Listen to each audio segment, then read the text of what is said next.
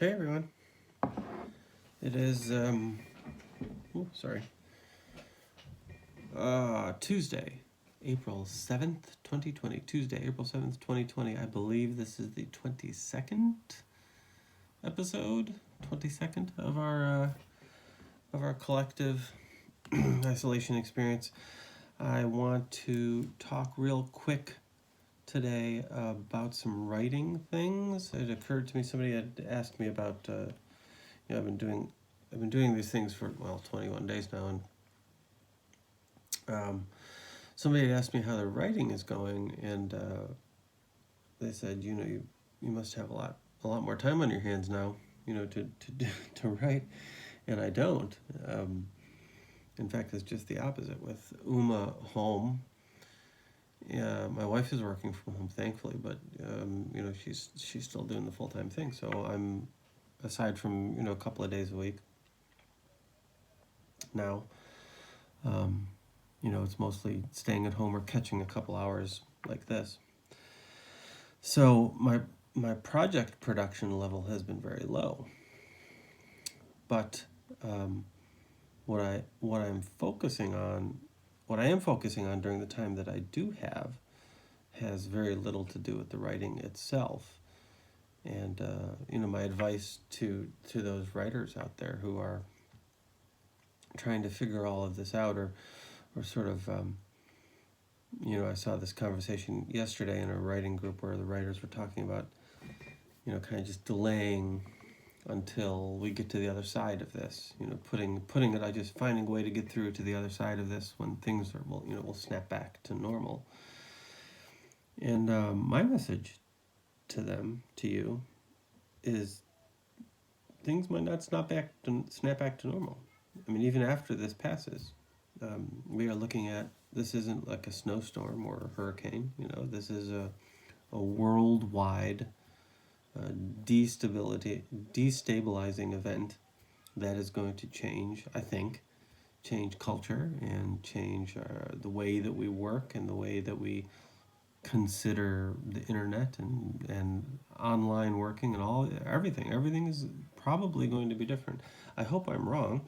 I hope like a rubber band will just snap back to whatever and we'll be fine. But my focus has been to try to learn that that side of the business that I haven't had a chance to. I spend a lot of time actually writing, and I spend a lot of time standing in front of audiences talking, and that's all gone now. But what is here, and what I have been able to switch to, it's taken me a couple of weeks to ramp it back up, but is figuring out teleconferencing and doing presentations online and slideshows online, and learning how Zoom works and things like that. In fact, just this evening, I'm actually going to be a guest at the Merrimack. The Merrimack Library has a writers group, and they invited me to come and speak to a bunch of writers. And I'm going to be telling them the exact same thing that I'm telling you right now. If you have some time on your hands and you want to use it during this period to better your sort of writing career, your freelance career, your creative career, use it to figure out how you can continue doing what you're doing when we get to the other side of this, if when we get to the other side of this everything is different. And I don't even know what that everything is different might look like. Who knows? This changes every day. But what I do know is that I have been able to pick up some work now, finally, after a few weeks, through online presentations and online speaking gigs, and doing some freelancing. You can still pick up the phone and talk to somebody and write stories about it.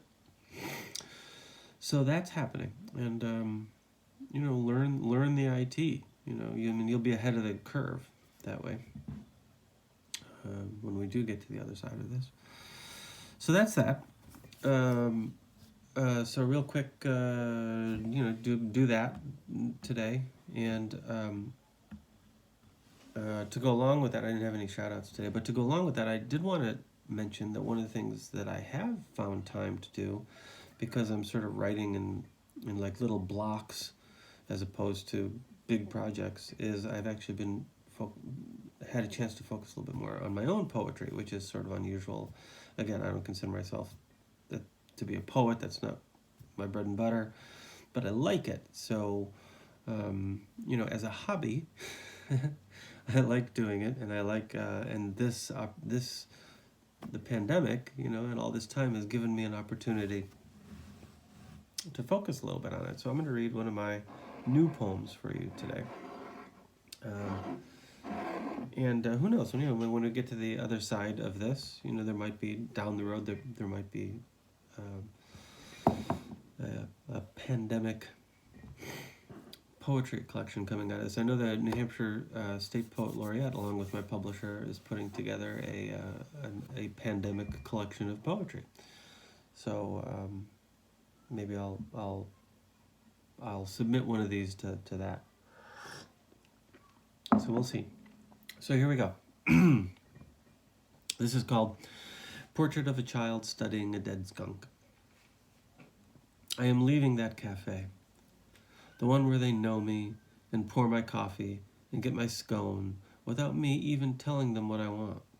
When I see you, a boy, maybe 12, staring at a dead skunk. Your hood is up. You are alone.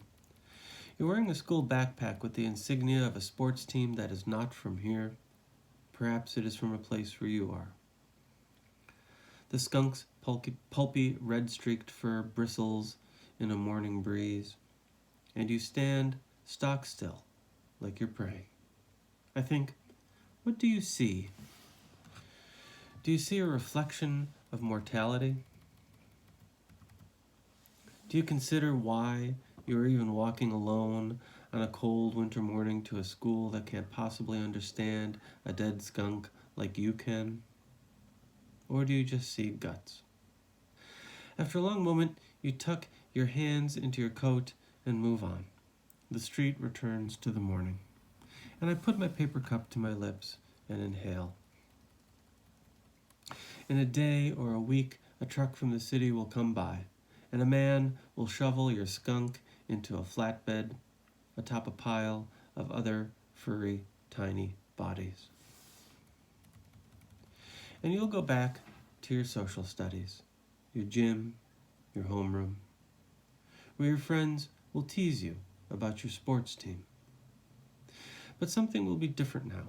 Something will have changed. The skunk is alone. You are alone. But now you are stronger, because now you are aware that we are all just waiting for a man with a shovel. Portrait of a Child Studying a Dead Skunk. So we are flying into week 4 here. Coming up on a month. It looks like it's going to end up being at least 2 months. Hold steady, everybody. All of my information is down below. Please do subscribe and share and tell your friends. I'd love to, if at the end of 30 of these, we have 100 subscribers or so, I'll keep doing it daily. If not, we'll end up probably going weekly or maybe twice a week, something like that. So let me know what you think. Keep the recommendations coming. I love that. We have one for tomorrow, which I'll tell you about tomorrow. Stay close to each other. Be kind. Wash your hands. And I will see you in the morning. Take it easy, everybody.